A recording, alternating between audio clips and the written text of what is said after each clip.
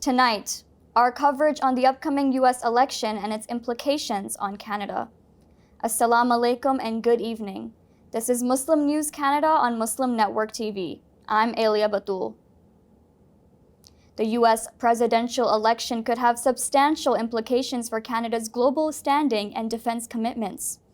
Kamala Harris and Donald Trump propose distinct approaches to foreign policy. Experts say while foreign affairs have not been central to either campaign, both candidates will confront urgent global issues.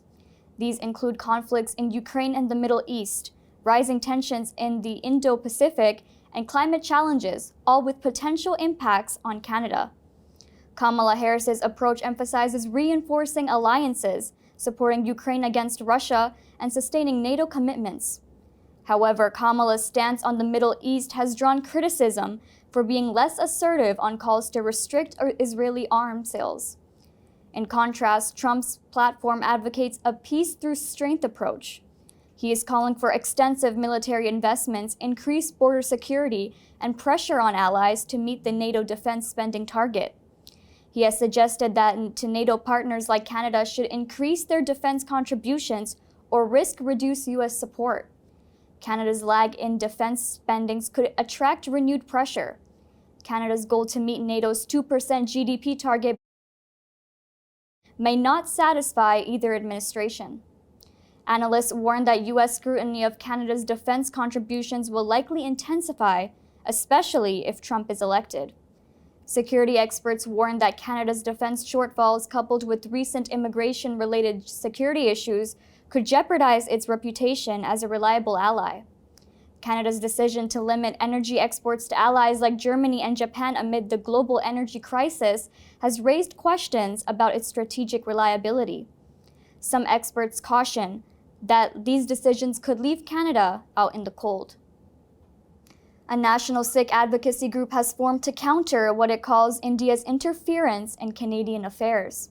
The move comes as allegations of a state-sponsored campaign targeting Sikh separatists in Canada continue to surface. Canadian intelligence officials claim a senior member of Indian Prime Minister Narendra Modi's inner circle may have ordered intelligence gatherings on Sikh separatists in Canada. The intelligence alleges links to violent actions carried out by a transnational gang.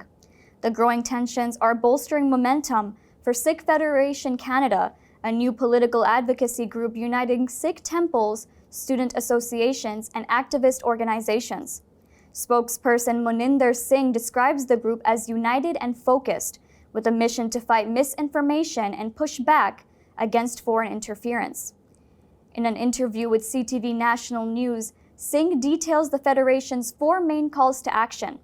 These include suspension of security agreements with India, launching of public inquiry into the assassination of Sikh separatist Hardeep Singh Nijjar, prosecution of perpetrators, and funding of Sikh organizations.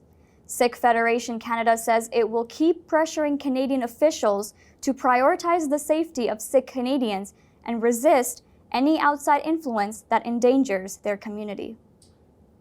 Former U.S. President Bill Clinton is facing widespread backlash following comments about the ongoing Israel war on Gaza. Clinton was speaking at a Michigan rally in support of Democratic Vice President Kamala Harris. Clinton remarked that the militant group Hamas is forcing Israel into actions that result in Palestinian civilian deaths. Arab and Muslim communities accuse him of downplaying Palestinian suffering. Michigan is a key swing state with a substantial Arab and Muslim population. It is currently witnessing a tight race between former President Donald Trump and Harris.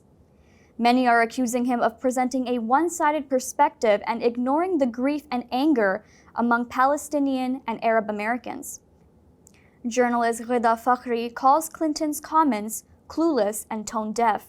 The controversy has raised questions about the Democratic Party's strategy in Michigan. Journalist Mehdi Hassan has criticized Clinton's appearance, suggesting his remarks could alienate Muslim voters.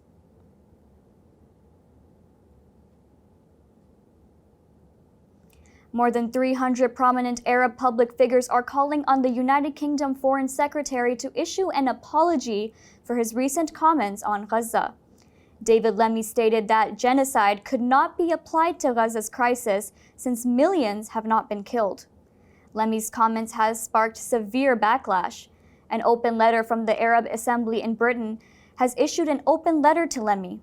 The letter is signed by leading figures including Sabah al-Mukhtar, president of Britain's Arab Lawyer Association, and Mohammad Ghazbar, vice president of the Muslim Council of Britain. The signatories argue that his statements belittle the severity of the crisis and undermine international law standards. The signatories demand Lemmy retract his comments.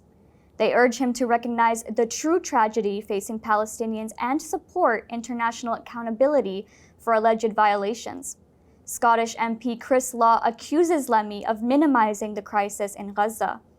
Law says Lemmy is showing blatant contempt for Palestinian rights. He is questioning why Lemmy's discomfort with the term genocide is specific to Palestinian suffering. Israeli airstrikes overnight have killed at least 24 people in northeastern Lebanon. The capital Beirut has been struck by more than 10 deadly raids. In the past 24 hours alone, 45 people were reported dead across Lebanon.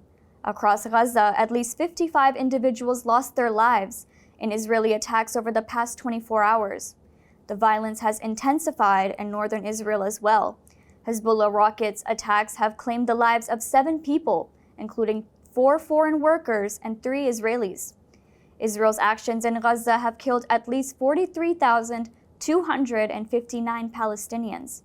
More than 101,000 have been injured. In Lebanon, the ongoing hostilities have resulted in at least 2,867 fatalities. 13,047 have been injured.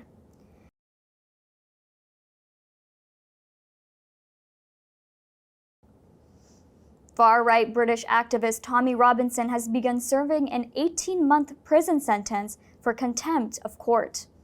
Robinson is known for his Islamophobic views.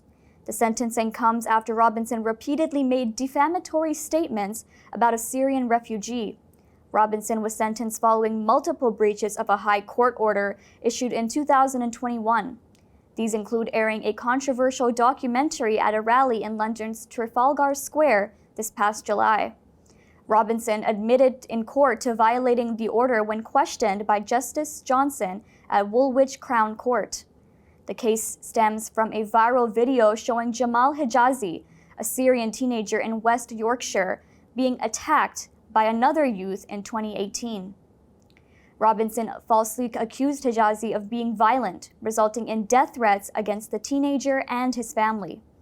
Hijazi later won £100,000 in damages after a court ruled Robinson's claims were defamatory.